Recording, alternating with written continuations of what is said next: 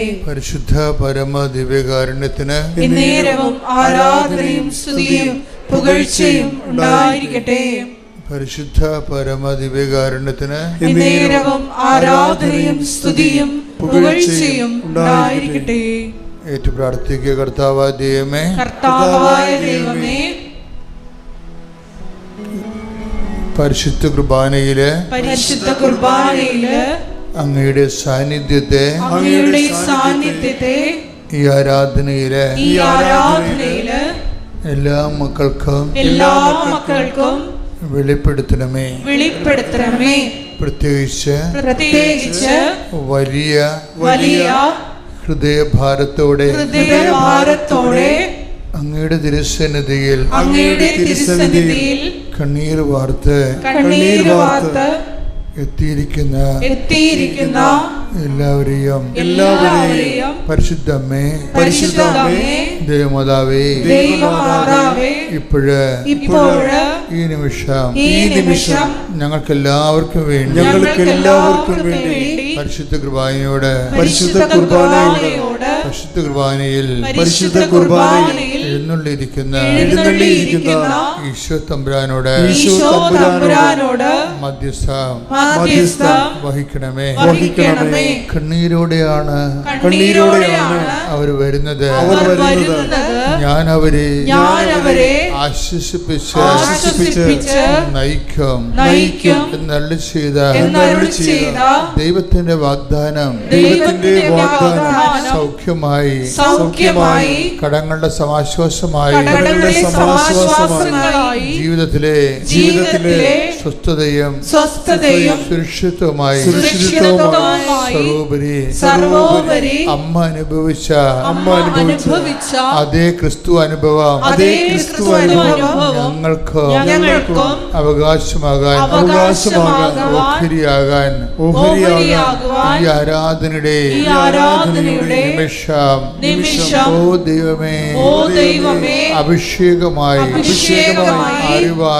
അറിവായി അനുഭവമായി ഞങ്ങളിൽ നിറയണമേ.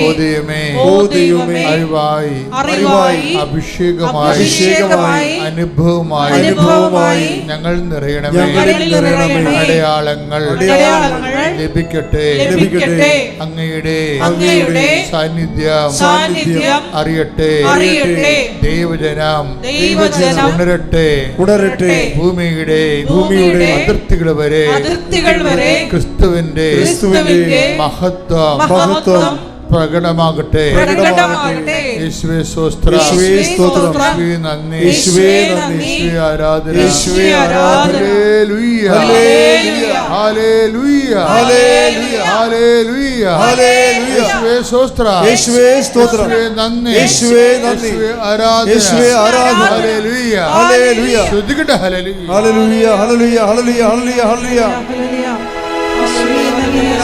യേശുവേ മഹത്വം ദൈവപിതാവേ, ആരാധന. ഹല്ലേലൂയ,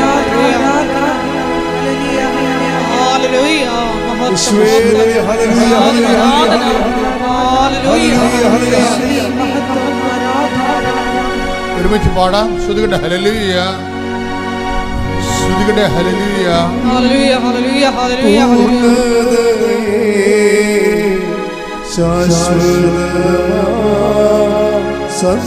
സന്തോഷമേ ആനന്ദത്തിൻ പൂർണ്ണതയേ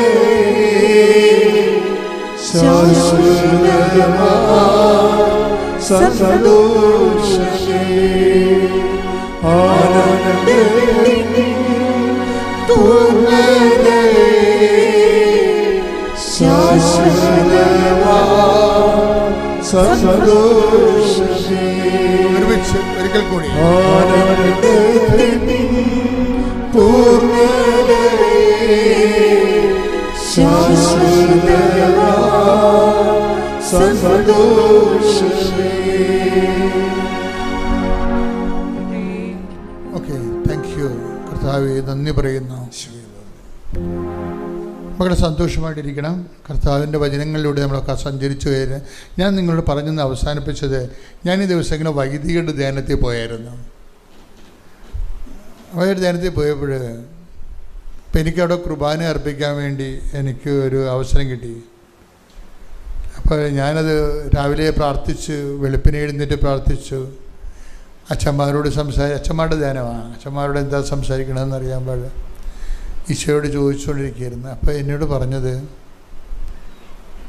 ഞാൻ അവരോട് പറഞ്ഞു, നീ ഇപ്പം 40 കൊല്ലം ആകുമ്പോൾ അച്ഛനായിട്ട് പൗരോഹിത്യ ജീവിതത്തിൻ്റെ ഏറ്റവും വലിയ റിസ്ക് എന്ന് പറയണത് നമ്മൾ പുരോഹിതനാണെന്ന് ദൈവത്തെ ബോധ്യപ്പെടുത്തുകയാണ്. നിങ്ങളൊക്കെ പെട്ടെന്ന് ബോധ്യപ്പെടുത്താൻ കഴിയും. ഒന്ന് ചിരിച്ച് കാണിച്ച് കൈവച്ചൊക്കെ പ്രാർത്ഥിക്കുമ്പോൾ നിങ്ങൾ നല്ല അച്ഛനാണെന്ന് പറയും. നിങ്ങൾ എത്രയോ പേരെ നല്ല അച്ഛനാണെന്ന് പറഞ്ഞിരിക്കണേ.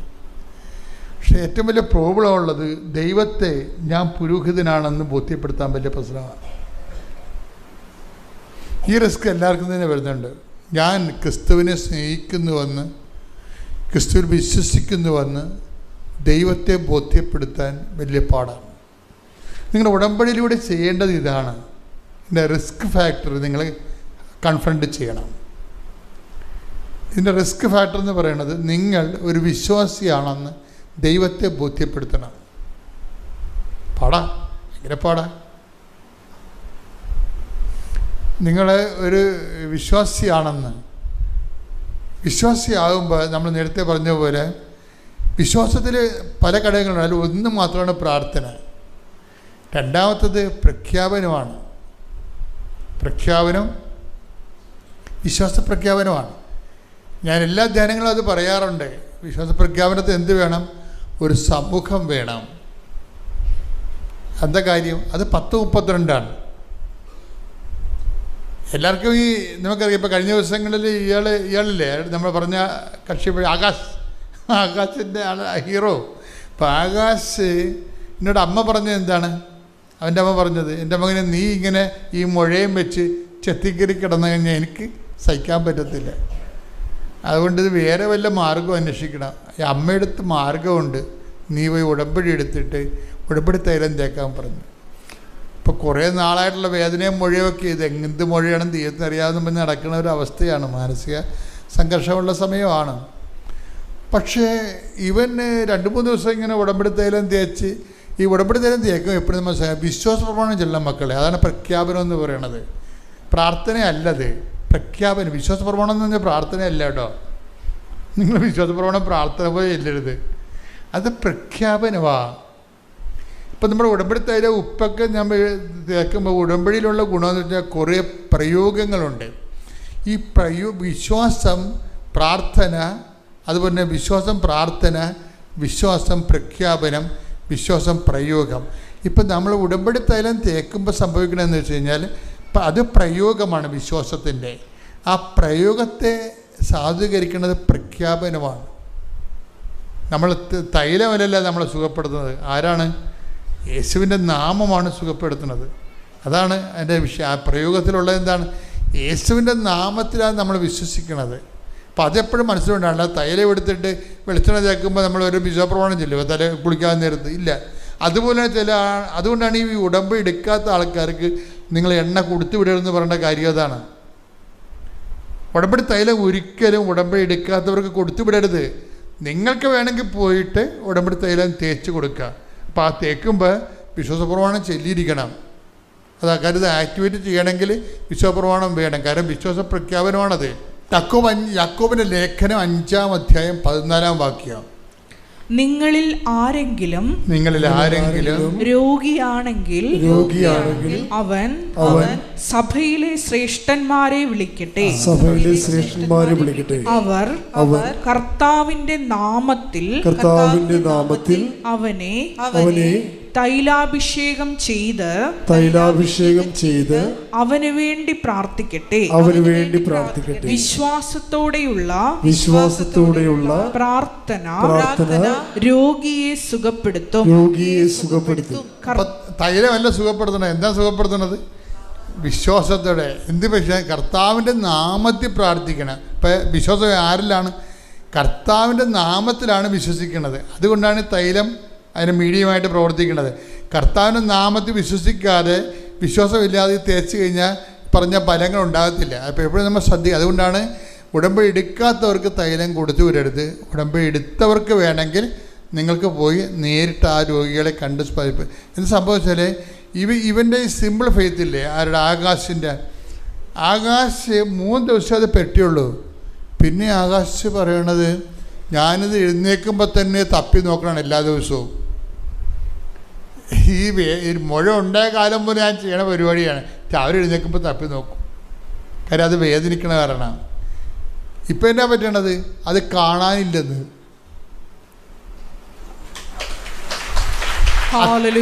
ഇപ്പം പറയണേ, ഇത് എന്താ സംഭവിക്കണമെന്ന് അറിയാൻ പാടില്ല എൻ്റെ ജീവിതത്തിലെന്ന്.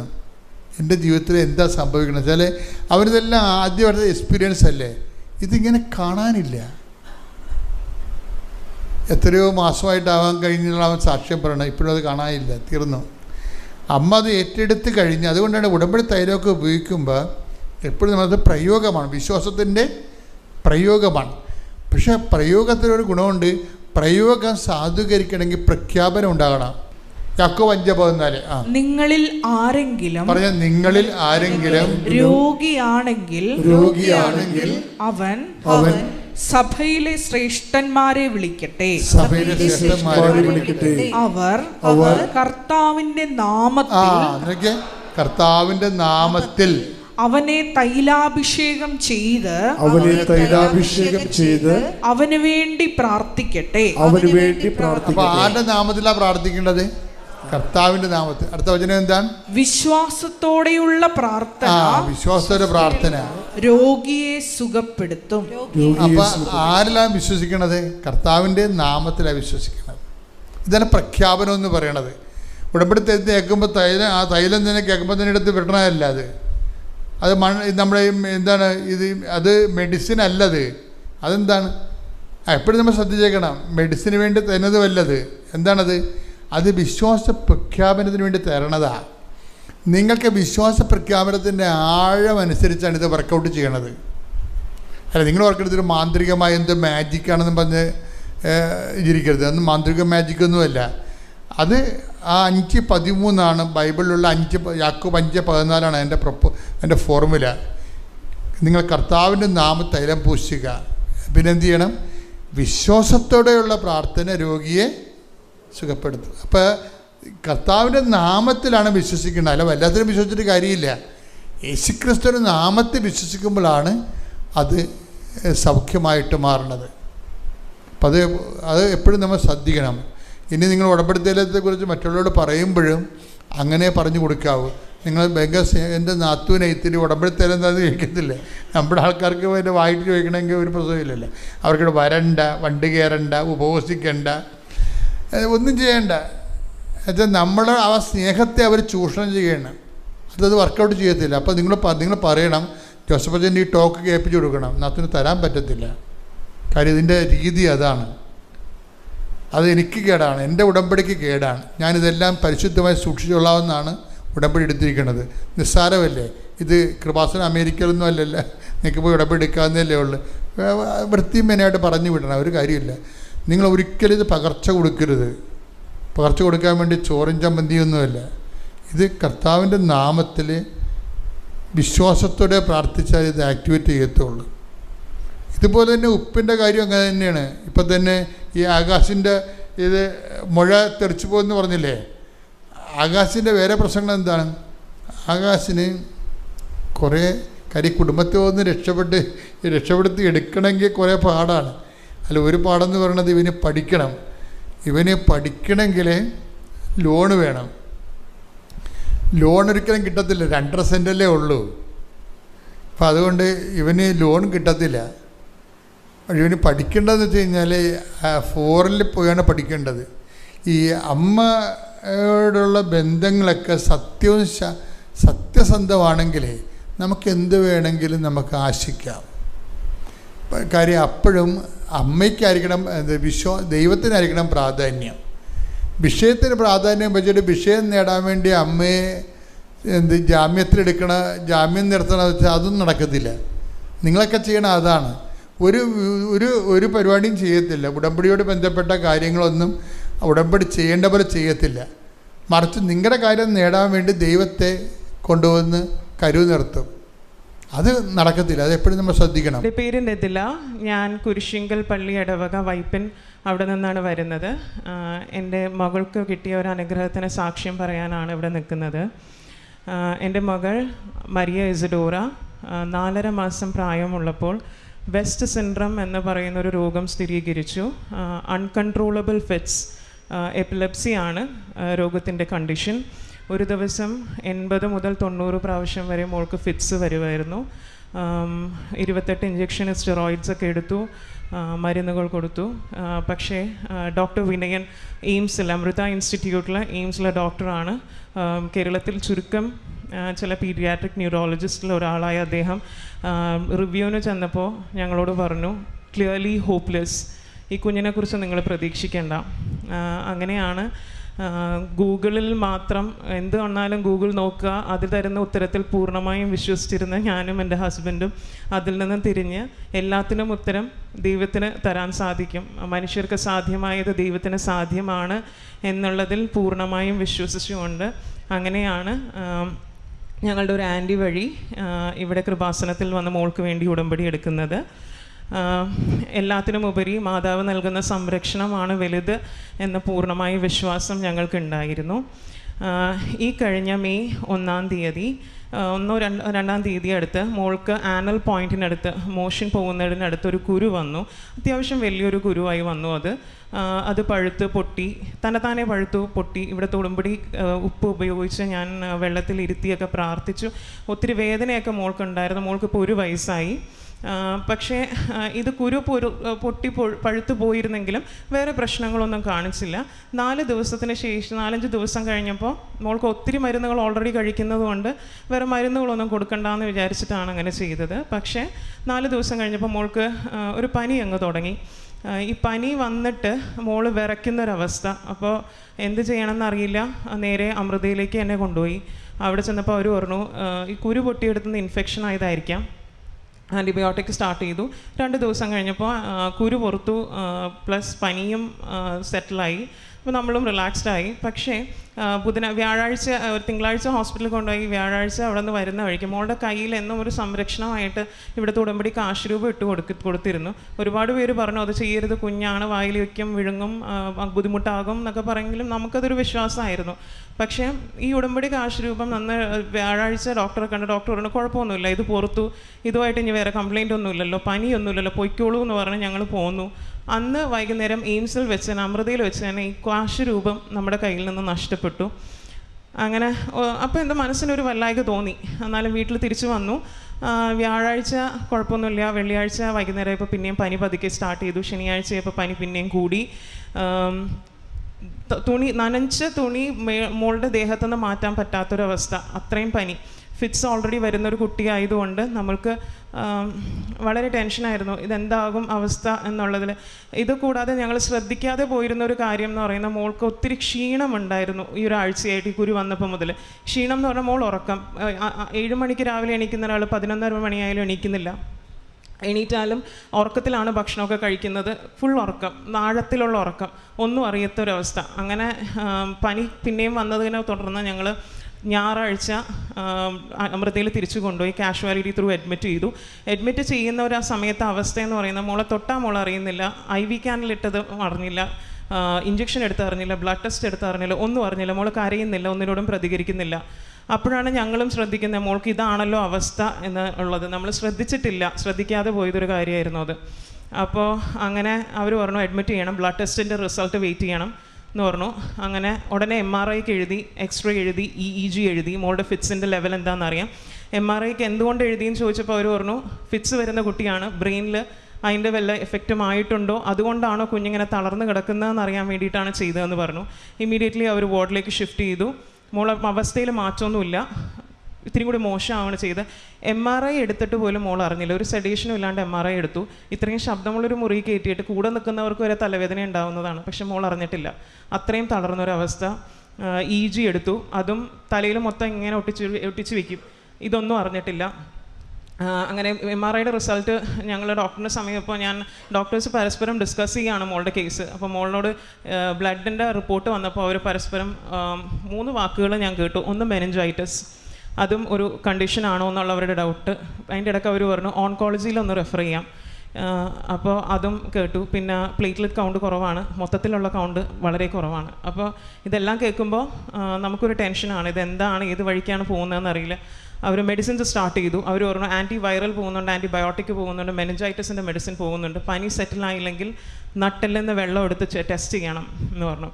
ഒരുപാട് വേദന അല്ലാതെ തന്നെ എൻ്റെ മോള് സഹിച്ചിട്ടുണ്ട്. അപ്പോൾ ആ സമയത്തെല്ലാം മാതാവിനോട് വിളിച്ച് പ്രാർത്ഥിച്ചു, ഈശോയോട് പറഞ്ഞു, വചനം സ്ഥിരീകരിക്കാൻ കർത്താവെ, അത്ഭുതം പ്രവർത്തിക്കാൻ കരം നീട്ടണേ, എൻ്റെ മോളെ ഈ ഉറക്കത്തിൽ നിന്ന് ഉണർത്തണേ എന്ന് പറഞ്ഞ് പ്രാർത്ഥിച്ചു.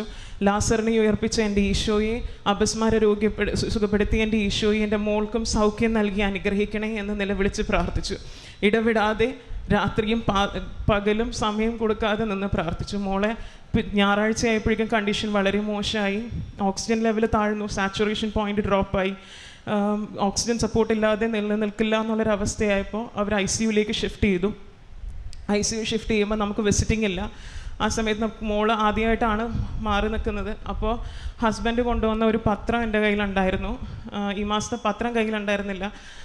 ഒരു പത്രത്തിൽ എൻ്റെ മോളുടെ ഉടുപ്പ്, ഞങ്ങൾ ഹോസ്പിറ്റലിലേക്ക് ഇടിക്കാൻ കൊണ്ടുവന്ന ഒരു ഉടുപ്പ് പൊതിഞ്ഞ് പിടിച്ച് കയ്യിൽ പിടിച്ചു. മാതാവ് അമ്മയുടെ നീലങ്കിയിൽ എൻ്റെ മോളെ സംരക്ഷിക്കുമെന്ന് ഉറപ്പായി വിശ്വസിച്ചു. ICUയിൽ കയറ്റി, അവസ്ഥയിലൊരു മാറ്റമില്ല. ഓരോ ടെസ്റ്റുകൾ നടത്തുന്നു, ഫലമൊന്നുമില്ല, എല്ലാം negative. Dengue, malaria, possible condition, അവൾക്കുണ്ടായിരുന്ന സിംറ്റംസ് വെച്ച് എല്ലാ കണ്ടീഷൻസിലും അവർ ടെസ്റ്റുകൾ നടത്തി, എല്ലാം നെഗറ്റീവ്. ഡോക്ടേഴ്സ് ഓരോ ദിവസം റിവ്യൂവിന് വിളിക്കുമ്പോൾ പറയും എല്ലാം നെഗറ്റീവാണ് വരുന്നത്, കൗണ്ട് ഇമ്പ്രൂവ് ആവുന്നില്ല, പനി ഒന്ന് സെറ്റിൽ ആയിട്ടുണ്ട്, പക്ഷെ മോൾക്ക് ബോധം വീഴുന്നില്ല, എന്തുകൊണ്ടാണെന്ന് അറിയില്ല.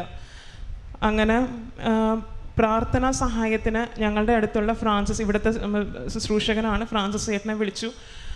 ഫ്രാൻസിസ് ചേട്ടൻ പറഞ്ഞു, മോളെ ഭയപ്പെടേണ്ട, ഈശോ പ്രവർത്തിക്കും, പരിശുദ്ധ അമ്മ വഴി പ്രവർത്തിക്കും, ഇത് വലിയൊരു മാറ്റത്തിനാണ്, നിൻ്റെ മോള് സുഖപ്പെടും. അതിൽ പൂർണ്ണമായും വിശ്വസിച്ചു. അങ്ങനെ ഹോസ്പിറ്റൽ ICUയിൽ വിസിറ്റിംഗ് ഹൗസിൽ കയറുമ്പോഴൊക്കെ എല്ലാം ഉടമ്പടി തൈലം മോളുടെ ഒരു സാധനം കൊടുക്കാൻ പറ്റില്ലായിരുന്നു, കാരണം വായിലൂടെ വയറ്റിലേക്ക് ട്യൂബ് ഇട്ടൊക്കെ വരുന്നു. സിസ്റ്റേഴ്സ് കാണാതെ അവർ മാറി നിൽക്കും. എനിക്കറിയാം എല്ലാവരും എന്നെ നോക്കി ചിരിക്കുകയായിരിക്കും, കാരണം മറ്റുള്ളവർ വിസിറ്റിംഗ് ഹൗസിൽ കയറുമ്പോൾ എല്ലാവരും കുട്ടികളെ തട്ടി ഉണർത്താൻ നോക്കും, സംസാരിക്കാൻ നോക്കും. പക്ഷെ ഞാൻ എൻ്റെ കുഞ്ഞിൻ്റെ അടുത്ത് നിന്ന് എപ്പോഴും പ്രാർത്ഥിക്കുക മാത്രമായിരുന്നു. വിശ്വാസ പ്രമാണം ചെല്ലും, എത്തിയാൽ ഇത്രയും ദൈവമുള്ള മാതാവി ചെല്ലും. വചനം ഇവിടെ വായിക്കണം എന്നുള്ള ഉടമ്പടി ഭാഗമായിട്ട് ഡയറിയിൽ വചനങ്ങൾ കുരിച്ചു വെച്ചിരുന്നു. അത് സ്ഥിരമായി പറയുന്നതുകൊണ്ട് മനപ്പാടായിരുന്നു. അങ്ങനെ ആ സമയത്ത് മനസ്സിൽ വരുന്ന എല്ലാ വചനവും ഏറ്റുചൊല്ലി പ്രാർത്ഥിക്കും.